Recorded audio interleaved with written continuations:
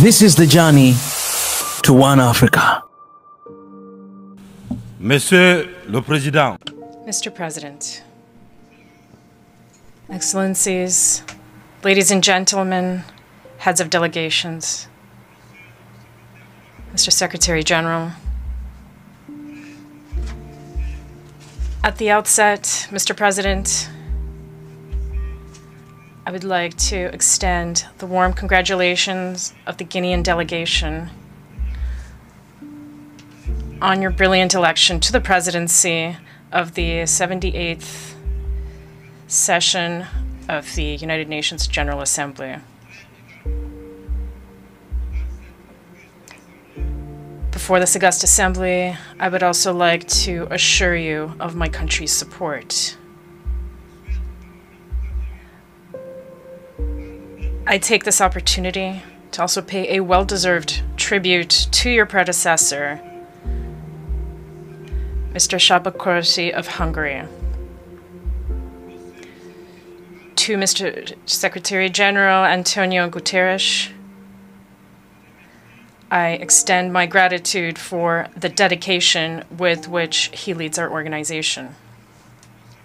Mr. President, ladies and gentlemen, in coming to take part in the work of the 78th regular session of the General Assembly, I'm fulfilling a duty, that of conveying the warm greetings of the sovereign people of Guinea.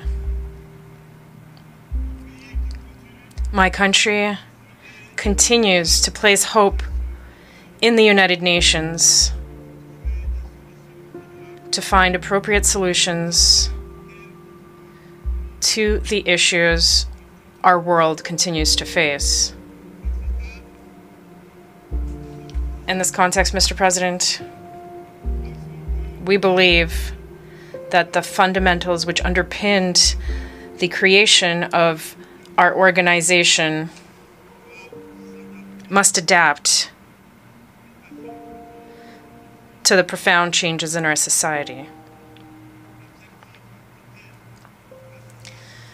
The theme of this session, peace, prosperity, progress, and sustainability, is topical, evocative, and deserves particular attention on our part. There is a coup epidemic in Africa. Following the COVID-19 pandemic, the continent has been hit by an epidemic of military putsches, particularly in the French-speaking countries south of the Sahara. Everyone condemns them, sanctions them, is disturbed by the sudden resurgence of this phenomenon that we had thought was a thing of the past, and rightly so. But what I wish to say is that the international community must have the honesty and the rectitude to not content itself simply with denouncing the consequences. Rather, it must look to and address the causes. Coups d'etat have multiplied in Africa in recent years because there are deep-rooted reasons for this. And to remedy the problem, ladies and gentlemen, we must look at these root causes.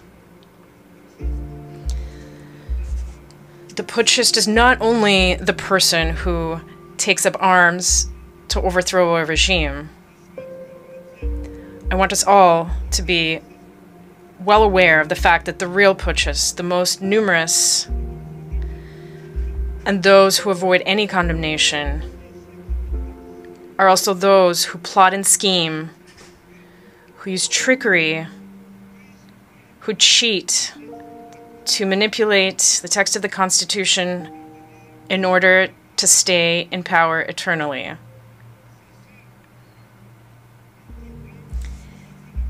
It is those in white-collar jobs who change the rules of the game as the game unfolds in order to keep the reins of power in their hands. These are the most numerous kinds of putschists. Mr. President, ladies and gentlemen, I am one of those who one day decided to shoulder our responsibility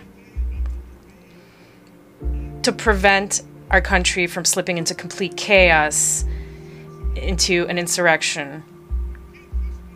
No political forces at the time had the courage nor the means to put an end to the duplicity that we were experiencing, as they were all completely neutralized back then.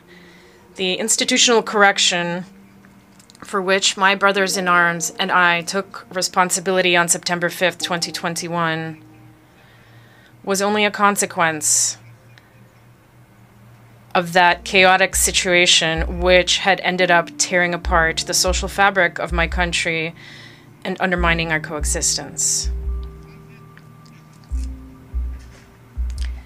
This is not an exhaustive list, but we believe that the transitions underway in Africa are due to several factors, including broken promises, the lethargy of the people, and leaders tampering with constitutions with the sole concern of remaining in power to the detriment of collective well-being. Today, the African people are more awake than ever and more than ever determined to take their destiny into their own hands.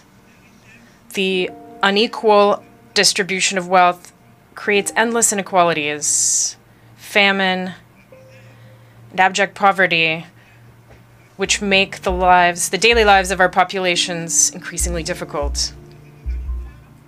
These inequalities are part of the causes for the events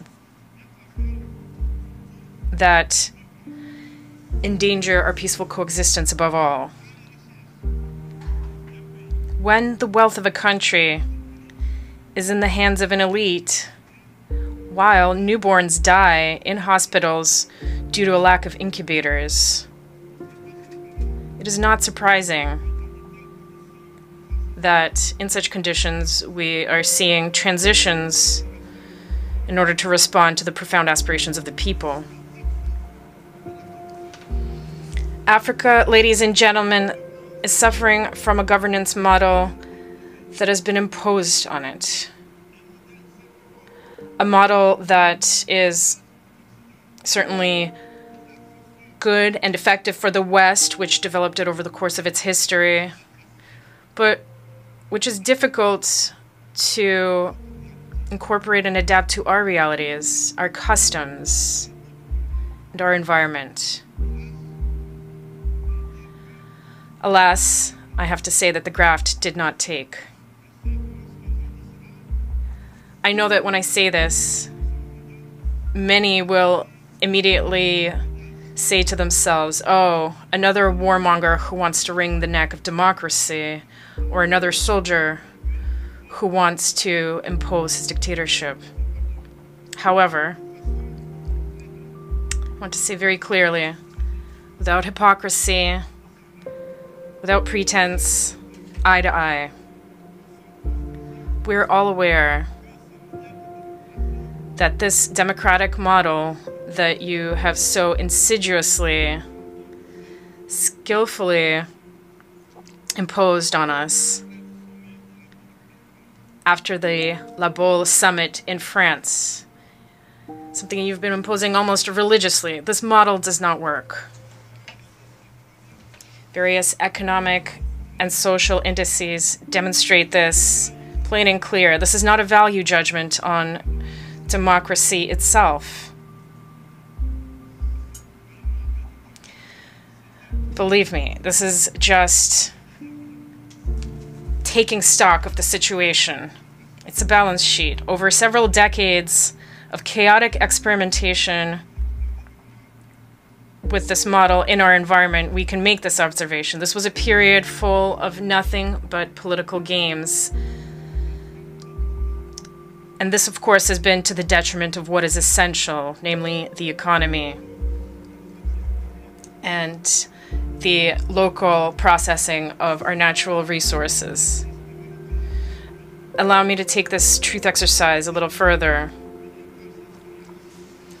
Through my short but very intense experience of managing a state, Guinea, I have come to better understand the extent to which this model has, above all, contributed to maintaining a system of exploitation and plunder of our resources by others, and a rampant corruption of our elites. National leaders who have often been granted democratic labels based on their acquiescence or their capacity for selling off the resources and the property of their people, or perhaps their ease in giving in to the pseudo recommendations and injunctions of the great powers.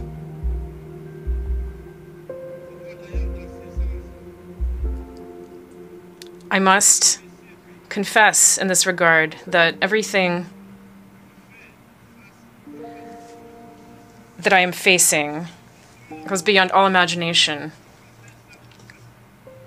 These are the same people who profess democracy, transparency,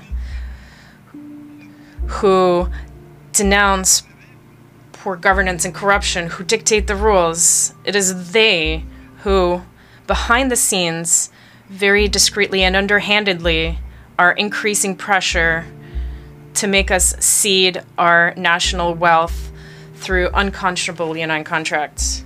I understand certain leaders and some of my predecessors who, because they possess certain weaknesses, because they were under pressure, or because they had skeletons in their closets, or particularly because they had a political agenda, gave in to what was being asked of them. I understand them, even if I do not approve.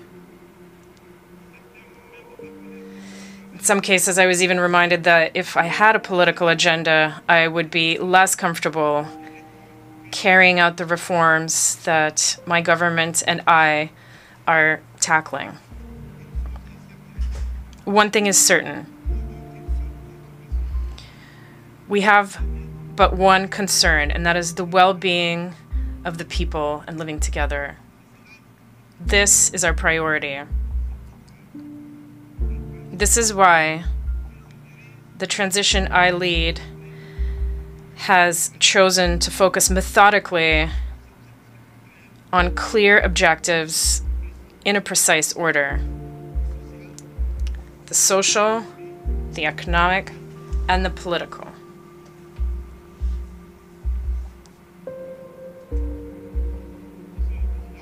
Mr. President,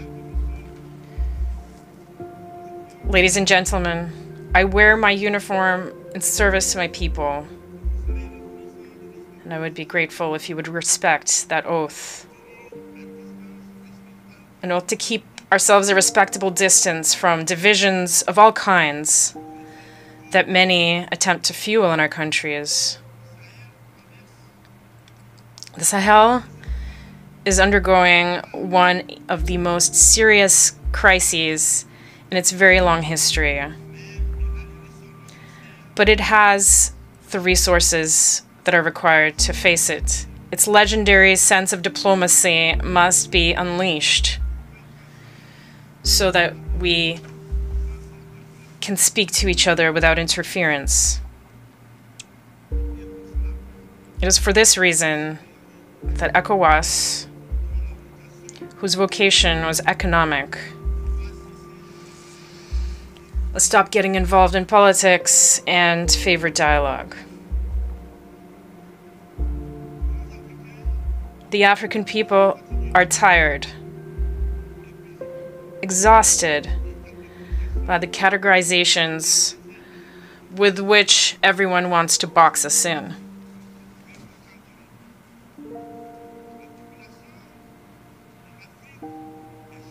Africa's population is young.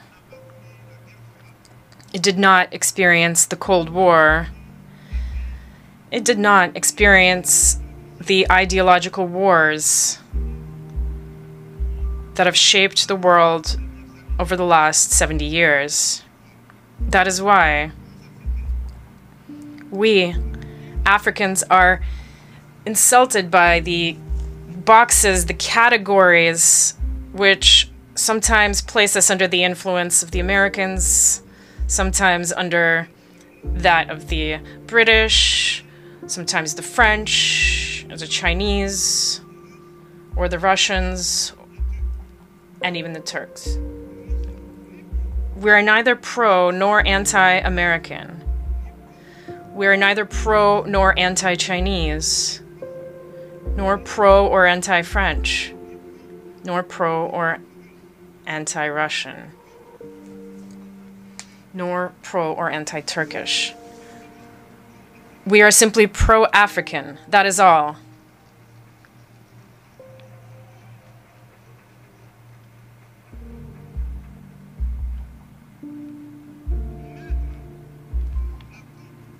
Placing us under the influence of this or that power is an insult.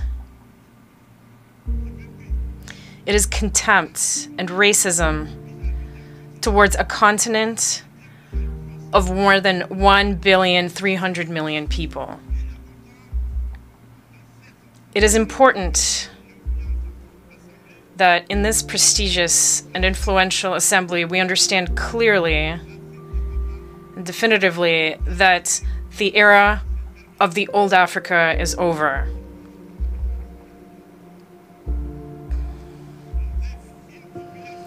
With a population of more than 1 billion Africans, around 70% of whom are young people who are completely free, open-minded, open to the world, and determined to take their destiny into their own hands. The time has come to realize that the structures, the rules from the post-war era, established in the absence of our states, which did not yet exist at the time, are obsolete. This is the end of an unbalanced and unjust era where we had no say in the matter. It is time to take our rights into account and to let us take our proper place, but also, and above all, it is time to stop lecturing us and to stop treating us with condescension like children. Rest assured that we're old enough to know what is good for us.